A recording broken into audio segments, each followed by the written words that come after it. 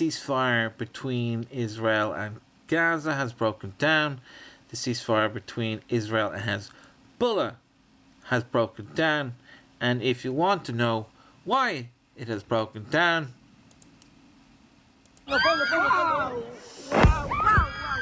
there you have it. Hezbollah has sent has fired more than 2,000 rockets at Israel. You have to check the figures, those are the top of my head, but I know more than 2,500 rockets have been fired at Israel this year, which is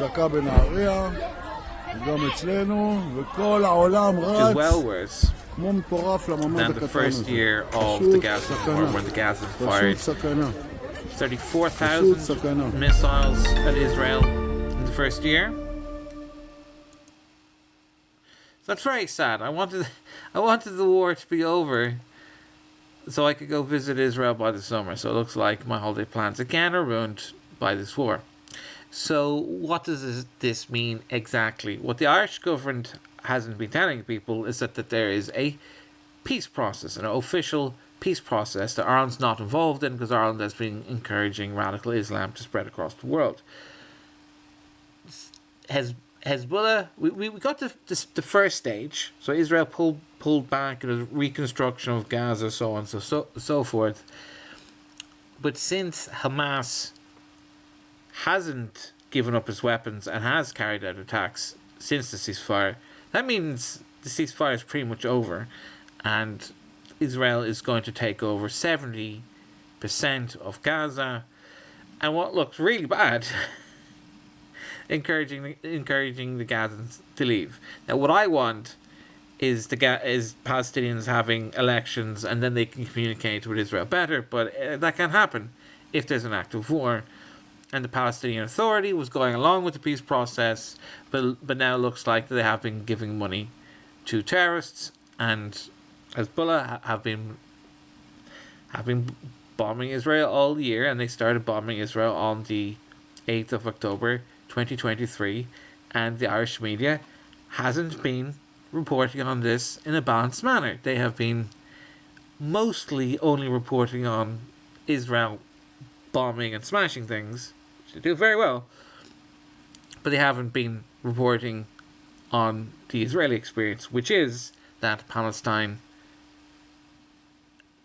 invaded Israel on the 7th of October, along with Hezbollah and other Iranian regime-backed militias. So I'm very sad to see the ceasefire coming to an end. Unfortunately, we still have to support Israel's right to exist, because what else are you going to do? Someone is trying to kill you, you kill them first. That just makes sense. It's just really sad that, as an Irishman, that we couldn't get involved in the peace process. We weren't allowed to speak to the media. We're not allowed to speak to our government. And I was at a church yesterday, and there was a mob outside with swastikas. So it's a very, very bleak outlook for the future. So I will still be supporting Israel's right to exist, but my position is that I want to encourage the peace process, but then no one from the Irish government would accept my peace plan at all. So I'm quite saddened by this. I read the Bible, speak a bit of Hebrew. I want to go to Israel and visit historic sites. Like my family used to live there hundreds of years ago, and I can literally point out there's the palace that they stayed in when we governed Jerusalem. And yeah, I want the war to be over. I want to support the peace process, but if Hamas don't disarm and the Palestinians are still attacking Israel,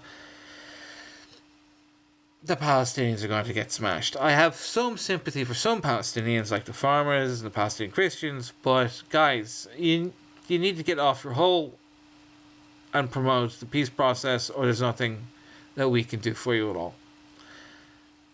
And I would like to point out, before people start thinking that Arabs and Muslims are some kind of oppressed minority, there's a billion of them. Quite a lot of them.